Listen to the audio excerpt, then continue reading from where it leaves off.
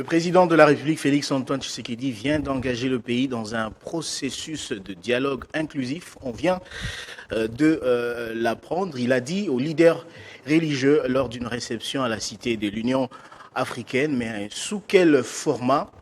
Pour en parler, je reçois Maître Donald Kabassé, les cadres de l'UDPS. Il revient d'une mission dans le Grand Kassa. On va également parler de cette mission. Autour de ce sujet, je reçois également Rodrigue Ramazani. Il est de l'opposition, secrétaire général du parti en vol de Deli Sessanga. Mais avant cela, je passe l'antenne à Nathan Diamoueté pour la lecture des grandes lignes de l'actualité. Merci Christian Kalonji. Bonsoir mesdames et messieurs, c'est l'heure de vous informer sur Télé 50 et c'est tout de suite.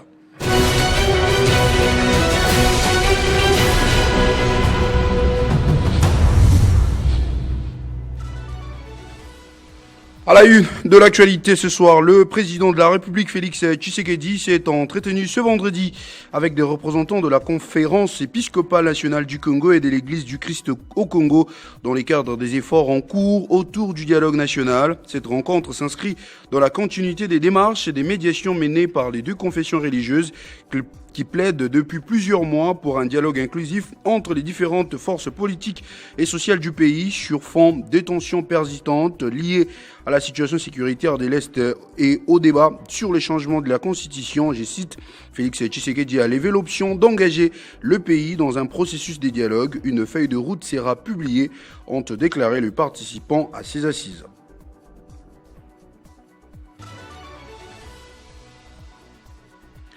Le comité des nations de sanctions du Conseil de sécurité des Nations Unies, établi en vertu de la résolution 1533 de 2004 sur la République démocratique du Congo, a approuvé le 14 juillet l'ajout des 6 individus et 2 entités à la liste de sanctions, selon un communiqué publié ce 16 juillet par l'ONU. Cette décision cible les principaux acteurs armés impliqués dans la déstabilisation de l'Est congolais. En tête des listes figure Corneille Nangaa, désigné comme chef de la FCM23 lui-même, déjà sous sanctions onusiennes. À ses côtés, John Imani Nzenze, colonel présenté comme chef du renseignement du M23. Violence sur le médecin gréviste réclamant plusieurs mois d'arriérés de salaire et des primes.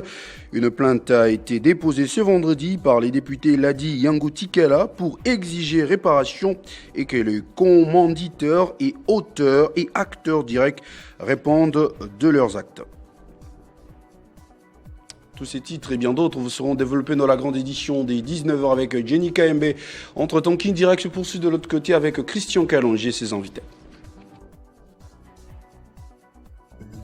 Retrouvez toute l'actualité en continu sur www.tele50.cd.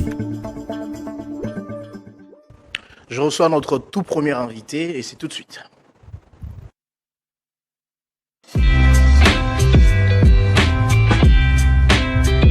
Tous les soirs, dès qu'il est 18h sur Télé 50, le crépuscule rime avec Kinshasa Direct, votre magazine d'information générale, animé à chaud. La priorité, c'est entre autres la question sécuritaire dans la partie est de la République démocratique du Congo. Il y a eu des têtes pensantes comme Mbata et autres, Laurent Batumona, qui ont pensé, qui ont réfléchi, qui ont mis en place l'Union sacrée des nations.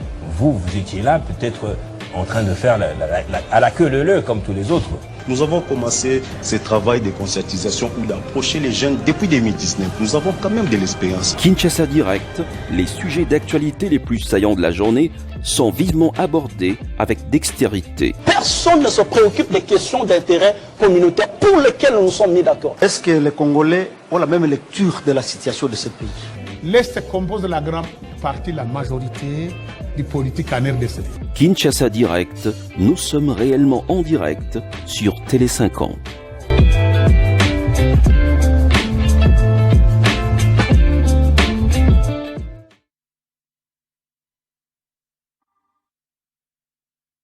Passez une excellente semaine avec Télé 50. Chaque jour, le journal. À partir de 13h et 19h. Parmi vos programmes préférés, JMK Today. Tous les jours à partir de 11h. Suivez l'actualité dans toutes ses facettes, avec l'invité. Chaque lundi à partir de 20h30. De Manager, votre programme à suivre chaque mardi, à partir de 21h30. Action Femmes, un miroir, pour les femmes fortes. À suivre chaque mercredi à partir de 20h30. Ensemble, analysez en profondeur les enjeux politiques, économiques et sociaux de l'actualité mondiale avec Décryptage, chaque jeudi à 21h30. Ça fait débat. Tous les vendredis à 16h, nos invités débattent du sujet principal à la une de l'actualité en RDC ou à l'international. Pour les amoureux du sport, votre rendez-vous à ne pas manquer. Suivez, Au cœur du sport. Chaque samedi à partir de 10h. Club 50, votre programme préféré chaque samedi à partir de 18h. Télé 50, simplement congolais.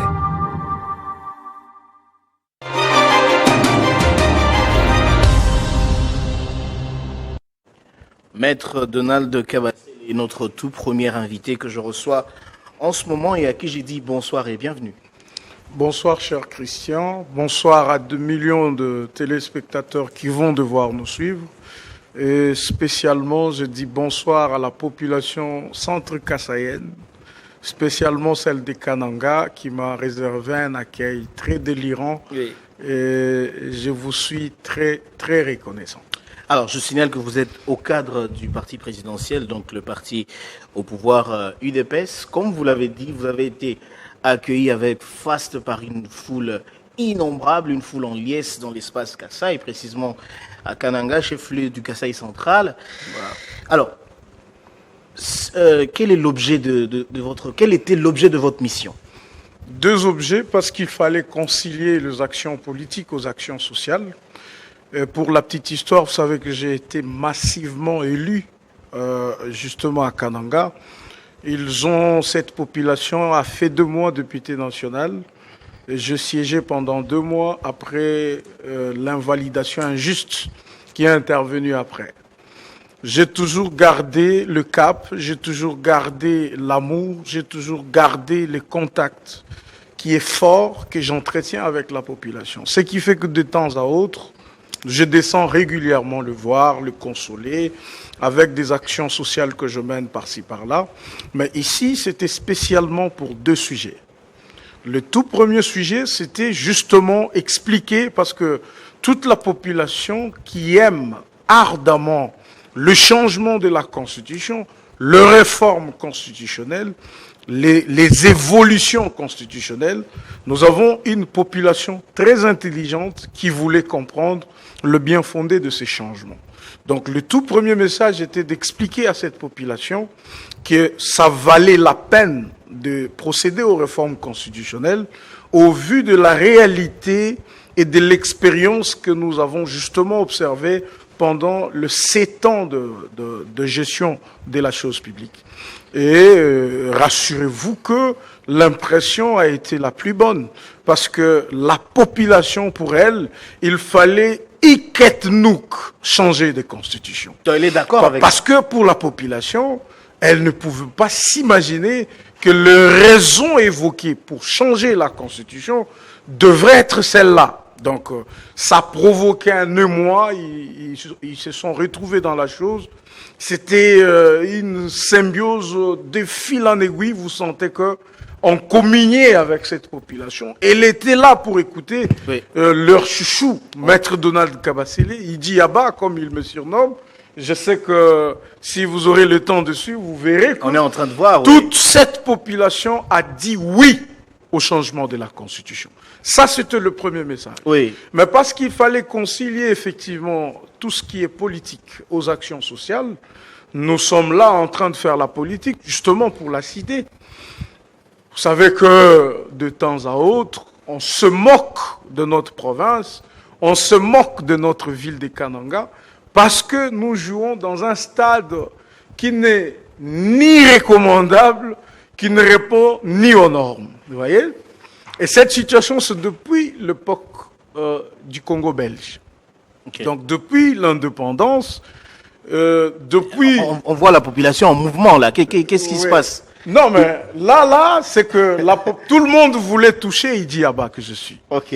Ils m'ont vu, il y avait 6 mois passés, Oui. et c'était très fort. C'était très fort. Ils s'est précipité, ils voulaient me prendre sur leurs épaules.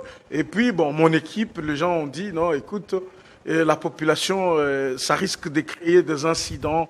Les gens peuvent mourir, il peut y avoir des choses. C'est comme ça que je suis resté au niveau comment on dit, de la tribune, voyez-vous. Et donc, le deuxième message, c'est celui-là de dire, écoute, nous allons poser la pelouse synthétique. Donc, au lieu de toujours se plaindre, qui va le faire pour nous? Et on va attendre ça de qui? Alors, je suis président d'une équipe, donc l'équipe de Saint-Luc, qui est aussi une équipe très populaire au Kasaï central. Je me suis dit, mon amour de sport ne devrait pas se limiter seulement dans l'expression, mais parce qu'il y avait ce besoin, je devrais effectivement poser la première pierre. Oui. C'est comme ça que vous On avez peut voir vu les images du stade. Le oui. gouverneur de la province, Moïse Kamboulou, que je salue pour son hospitalité légendaire, il a reçu le message, il m'a donné toutes les autorisations qu'il faut, il m'a encouragé et il ne cesse de le faire en appelant le fils et filles du Kasaï central à justement contribuer au développement de leur province. Il était là au stade, le président de l'Assemblée provinciale, le député provinciaux, le ministre, tout le monde était là, parce qu'il fallait que je pose la pelouse que vous voyez là. Oui. Elle est déjà commandée, elle est déjà arrivée même. On est maintenant en train de faire des travaux de Donc génie depuis tout ce civil. temps, il n'existait pas de stade au Kasaï central. Il n'y en a jamais eu. En fait, il y a un stade qui est dans des conditions que vous connaissez. Je ne sais pas si les images actuelles du stade sont là. Vous verrez que c'est, on va dire, le jour et la nuit. Mais il fallait quand même poser ces gestes en tant que fils du Kasaï central. C'est comme ça que je l'ai fait. Au-delà de ça, il y a eu beaucoup d'actions avec des handicapés. Il y a eu, comme vous savez, là-bas, je suis vraiment chez moi et cette population ne cesse de témoigner de l'amour pour moi. Et donc, il fallait le faire. Alors, ce qui les a le plus étonnés, c'est que je continue de faire tout ça, malgré le fait que je sois invalidé, malgré le fait que je ne suis jamais nommé, je n'ai aucune fonction publique. Ils savent que c'est avec ses honoraires, avec ce qu'il reçoit comme mandataire à mine, qu'il est effectivement en train de poser ses gestes. Donc vous continuez malgré ça de bénéficier d'une adhésion populaire? Non, mais vous pouvez vous-même le constater. Je ne peux pas justement prêcher sur ma propre... Les prises d'assaut. Voilà, là c'est la population qui m'oblige. Ils me disent, non, écoute, ça fait longtemps qu'on a été ensemble. Est-ce qu'on ne peut pas faire une marche? On veut savoir si tu es encore souple. Et donc voilà, on a fait une longue distance et la population n'était pas fatiguée. Moi non plus. C'est comme ça qu'on est allé jusqu'au niveau du meeting. Donc on a fait cette course jusque là où il y avait le meeting.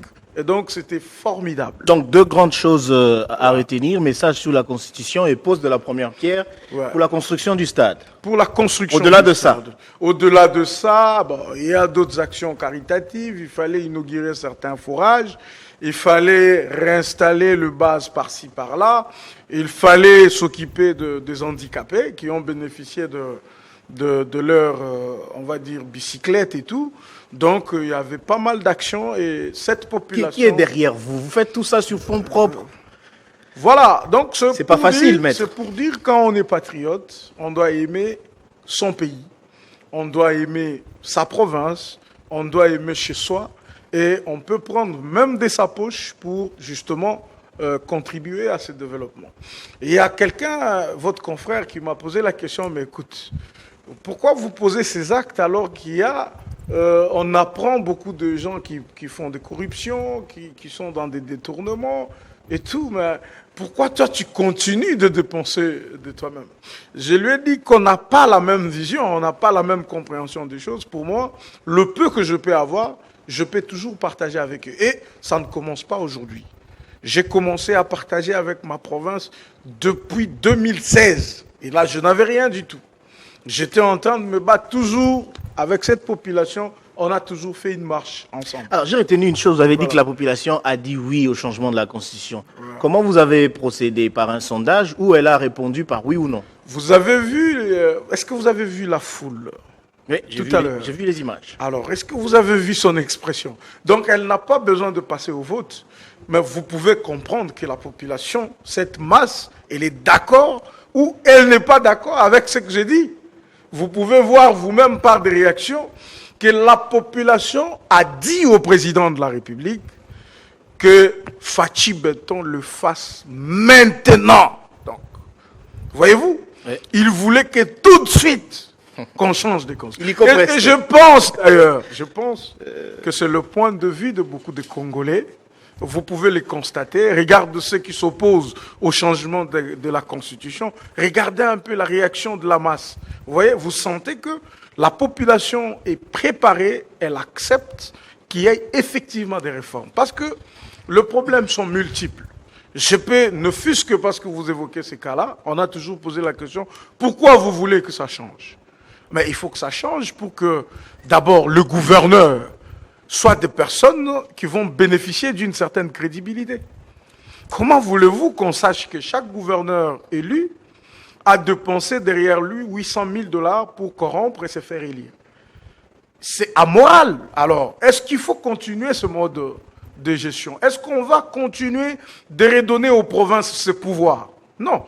Il faut calibrer les choses et permettre à ce qu'on puisse raisonner la vie publique. Maître, puisque vous y avez été, dans quel état se trouve aujourd'hui la province du Kasaï central? Il y a plusieurs projets qui sont en cours, projets de 145 territoires, projets sociaux, etc. Vous y avez été. Qu'avez-vous constaté sur le plan social? Non, il y a une nette amélioration, ça je dois le dire. Moi j'y vais souvent. Aujourd'hui, vous pouvez quitter l'aéroport de Kananga jusqu'à la rivière de Lulua en train de rouler même à 100 km/h. Par route? Par route, asphaltée et bien asphaltée. Voyez-vous? Et ça, ce sont les miracles de Fachi Benton. Et en tant que notable et dignitaire du Kasaï central, je me dois vraiment de dire merci à son Excellence Félix Antoine Tshisekedi Tshilombo. Je comprends que c'est quelqu'un qui tient à sa parole. Vous savez, la dernière fois que le président est passé, et d'ailleurs c'était à l'occasion où on scandait mon nom, alors que le président était en train de parler.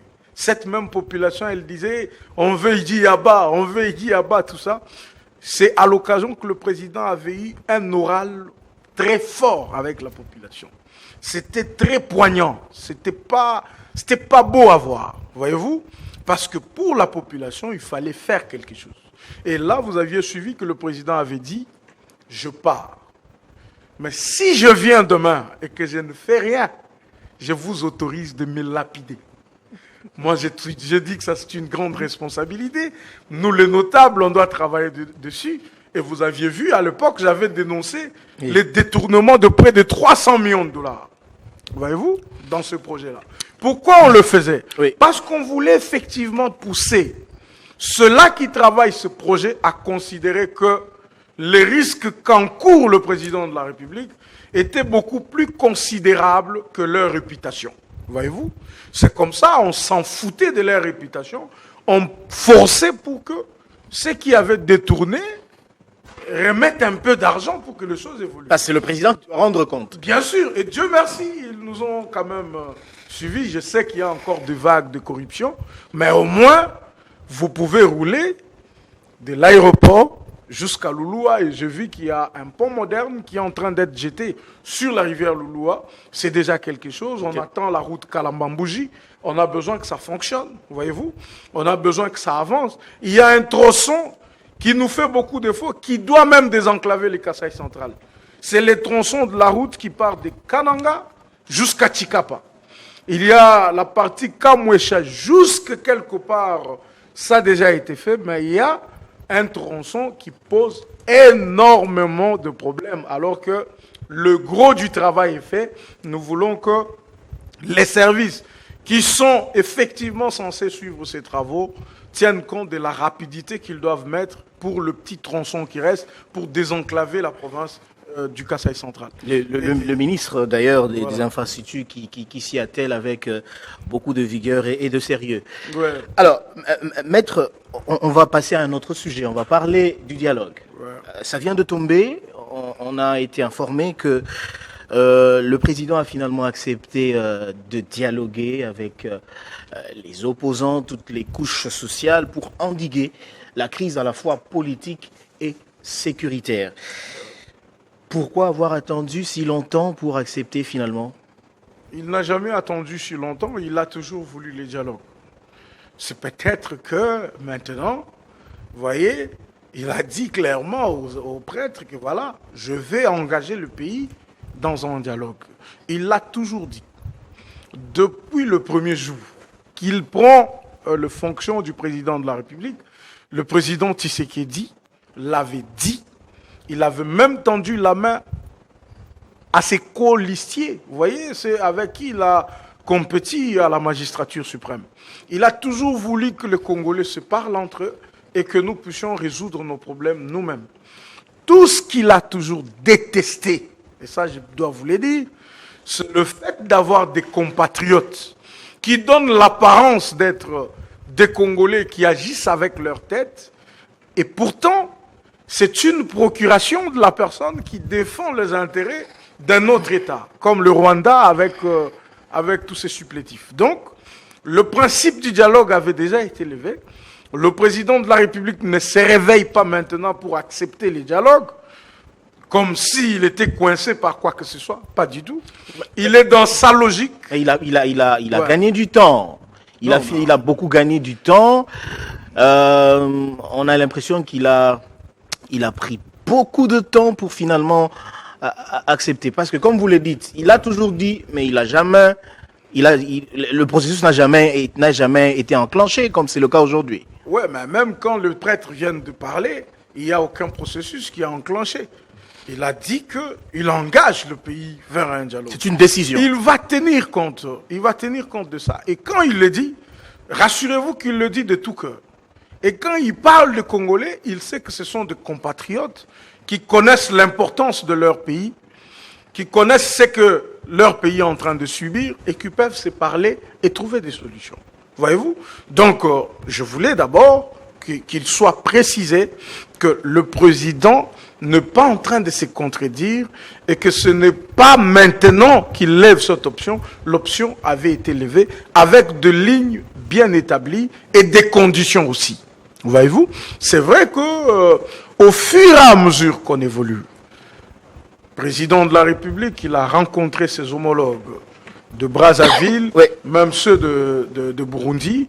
Ils ont parlé et vous avez vu que les deux ont même convoqué chacun certains opposants pour échanger parce que quand chez le voisin ça ne va pas, on ne fait pas la fête.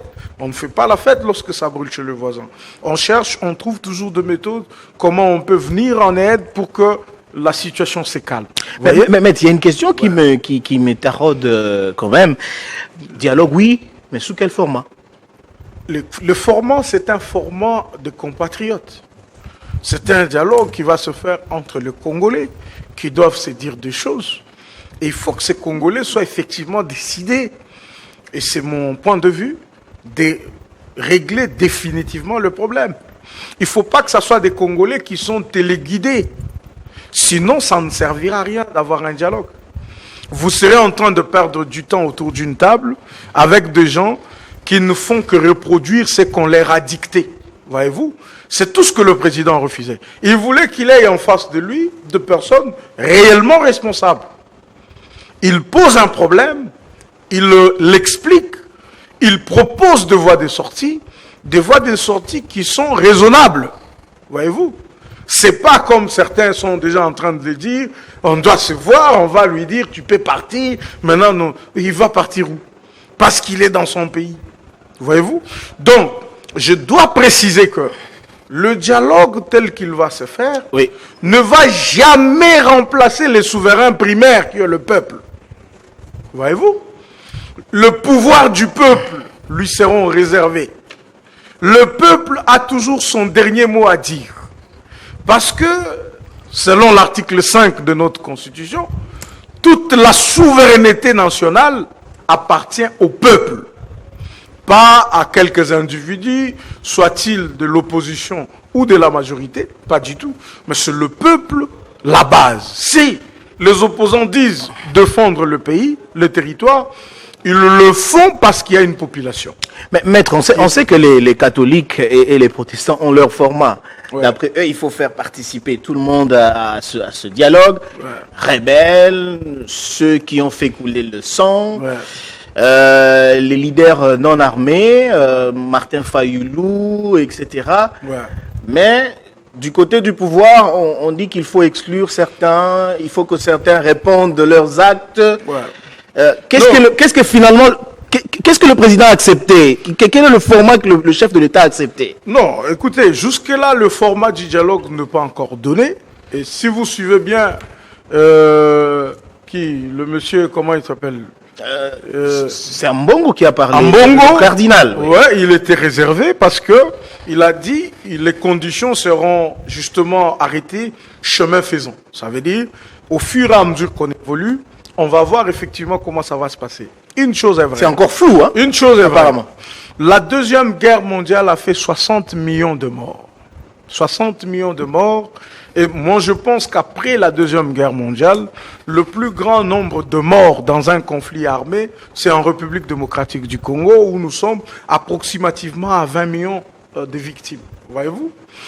Pour finir la Deuxième Guerre mondiale, il fallait que et le vainqueur de la Deuxième Guerre mondiale et le perdant de la Deuxième Guerre mondiale acceptent de passer de la Société des Nations à l'Organisation des Nations Unies en mettant en place une charte, justement, qui régente désormais l'Organisation des Nations Unies. Très bien. Et pour ça, 2 mécanismes avaient été prévus. Le premier mécanisme, le règlement pacifique des différends. Et le deuxième mécanisme, les recours au chapitre 7 de la charte qui organise l'ONU. Le chapitre 7 qui prévoit de mesures coercitives. Tout cela pour faire régner la paix et la sécurité dans le monde. Je suis de ceux-là qui pensent que même après une rude guerre, les gens peuvent encore se regarder et parler. Donc vous croyez au dialogue finalement? Non, je le croyais déjà. Okay. Sauf que le format qu'on avait à l'époque, c'était un format qui était exclusif. Exclusif pourquoi? Parce que les comportements de certains compatriotes congolais n'ont pas permis que ces gens se mettent avec les autres pour parler. C'est comme ça que Doha avait été engagé. C'est comme ça que Nairobi avait été engagé, et ces acteurs armés avaient un cadre dans lequel ils devraient parler sous des médiations qui sont connues jusqu'à ce jour. Et que s'il fallait revenir dans un format congolo-congolais, parce que ce format-là n'inclut pas les rebelles, ça n'inclut pas les agresseurs, ce format-là, il devrait rester typiquement un format congolais. Voyez-vous? Mais s'il y a eu des évolutions qui peuvent faire que Edoa, qui peuvent faire que Nairobi, qui peuvent faire que Luanda, qui peuvent faire que même les compatriotes se trouvant ici, dans un cadre beaucoup plus inclusif, qu'on puisse parler pays, moi je pense que là où l'intérêt de la RDC se négocie, le président Tshisekedi ne pourra pas justement se défaire. Alors, parlons de la Constitution, puisque c'est aussi un sujet qui défraie la chronique. Ouais. Si jamais ce sujet fait partie des discussions pendant ce dialogue, serez-vous prêt, vous, le pouvoir, serez-vous prêt à concéder? Non, mais d'abord, pour la Constitution, s'il fallait que nous, le pouvoir, on ramène un sujet au dialogue, c'est de démontrer à tous ces opposants qui connaissent d'ailleurs, parce que j'ai vu que vous aviez présenté le président Délice Sanga avec Rodrigue Ramazani, un frère, un ami que je salue, dont j'ai beaucoup d'estime. J'ai beaucoup d'estime à son endroit parce qu'il est intelligent quand il s'exprime. Il ne va pas se contredire qu'il y a de temps où Délice Sanga, à son corps défendant, ne voulait que des réformes constitutionnelles. Donc, nous sommes, et les opposants, et nous-mêmes, à l'Assemblée nationale, oui. D'accord. Oui. qu'on doit apporter des réformes constitutionnelles. Le problème de savoir qu'est-ce qu'on touche et qu'est-ce qu'on ne touche pas, ça c'est un second problème. Mais si tous nous sommes d'accord qu'il faut des réformes, c'est qu'il y a effectivement un problème. Et ce problème, il faut le résoudre. Parce que le débat est lancé. Demain, si Denis Sesanga est président, il va rebondir sur ça et il va justement achever le projet. Voyez-vous? Donc, nous n'avons pas de honte à en parler parce que ce sont des sujets qu'on estime très vitaux pour le pays. Donc, on n'a pas à avoir peur de parler de la Constitution. Ils savent déjà qu'on en parle. Et même dans le dialogue, on ne se lassera pas justement de défendre les réformes constitutionnelles que nous comptons entreprendre. Et s'il fallait les entreprendre avec les opposants, tout autour, pourquoi pas? Mais même s'ils ne seront pas d'accord, il faudra cette fois-là attendre ce que dira le peuple souverain. Parce que c'est ça, toute la souveraineté, elle revient au peuple. Alors comment avez-vous accueilli l'implication? Parce qu'on a vu que le président burundais s'est finalement impliqué dans la crise dans l'est de la RDC, en invitant les leaders de l'opposition, mais aussi les chefs religieux. Comment vous analysez ça personnellement? Non, moi je pense que le président Ndayishimiye, ça a toujours été un président comme son prédécesseur Nkurunziza, ok? Ils se sont toujours beaucoup impliqués pour des questions qui concernent notre pays, différemment du Rwanda et de l'Ouganda. Ça a toujours été un pays frère. Mais il faut rappeler que à l'entrée, le président Ndayishimiye a déjà changé la Constitution. Il a déjà changé la Constitution et je pense qu'il doit avoir fait part de ces réformes à nos opposants qui sont partis en disant que nous voulons changer de constitution. Et je pense qu'ils ont vu aussi le président Denis Sassou Nguesso, et ils savent qu'à tout moment, c'est presque chaque 5 ans, le président Sassou Nguesso, lui, il change aussi ses constitutions au gré des vagues d'ailleurs. Vous voyez? Et donc, ces sujets-là, je pense qu'ils l'ont partagé. Alors, trouver qu'il y a un État ami, un État frère, qui a besoin d'une paix, d'une solution et qui appelle nos opposants pour leur raisonner, pour leur montrer ce qu'ils doivent faire, ça ne peut pas être exclu. C'est pas une ingérence. Non. On sait qu'il est président de l'Union africaine. Ouais. L'ingérence, quand elle va pour l'intérêt du peuple, elle peut à la limite être acceptable. Mais quand l'ingérence devient celle de donner des armes aux gens pour se battre, ça devient autre chose. Mais si c'est un conseil qu'on donne aux compatriotes, c'est autre chose. Une chose aussi à saluer, à souligner, j'allais dire. Les amis de C64, je l'ai dit tout à l'heure, ils n'ont jamais lu l'article 64 de la Constitution. Parce que s'ils lisaient l'article 64 de la Constitution, ils comprendraient qu'ils seraient de partenaires de Tshisekedi contre Nanga et ses bandes. Pourquoi?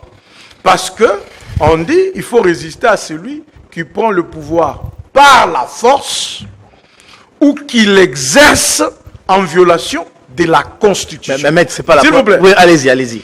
Alors, le président Tshisekedi est légitime.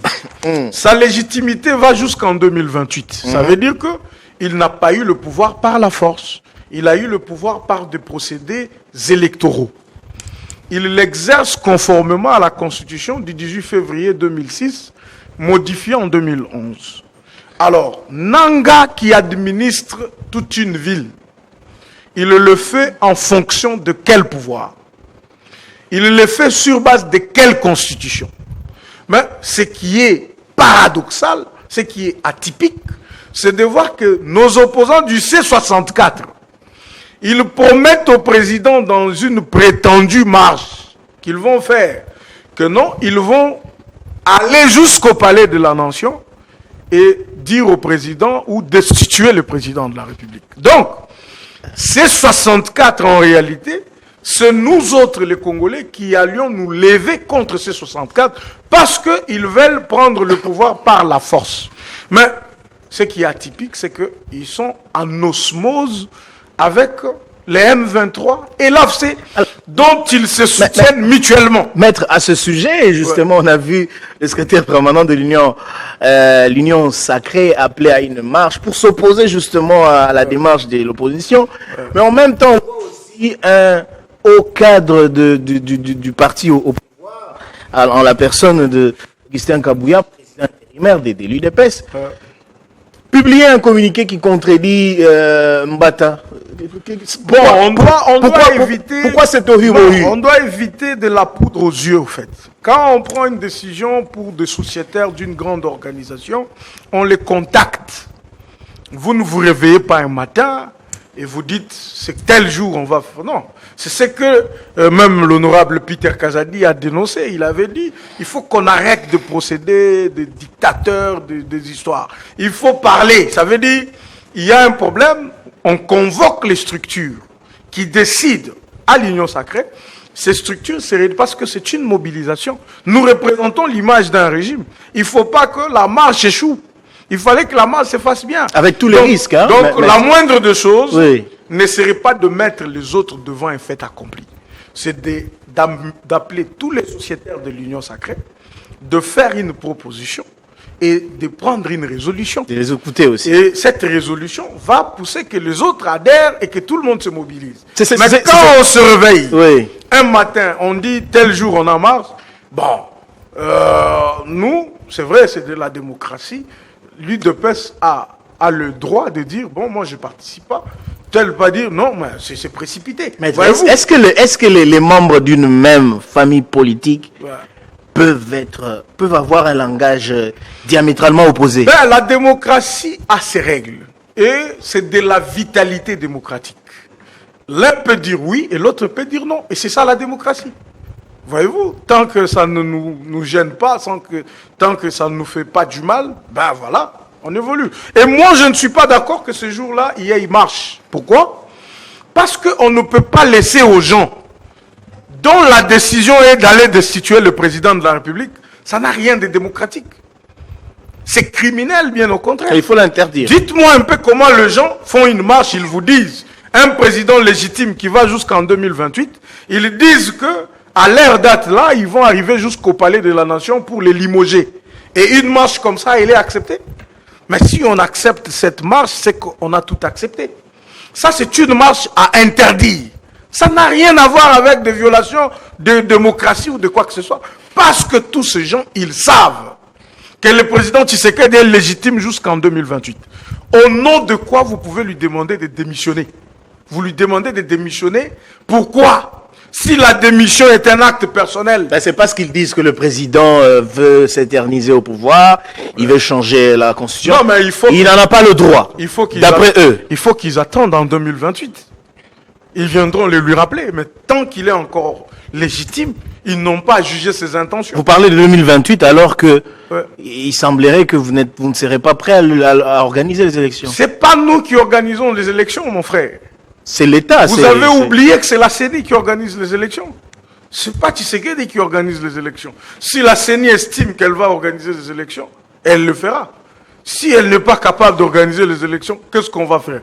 Il y a l'article 70 de notre Constitution qui veut que le président peut rester jusqu'à l'installation effective du nouveau président élu.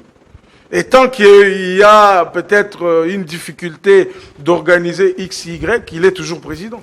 Au nom de la continuité des services publics de l'État. Donc, si vous avez des questions par rapport aux élections, posez-les à la CENI.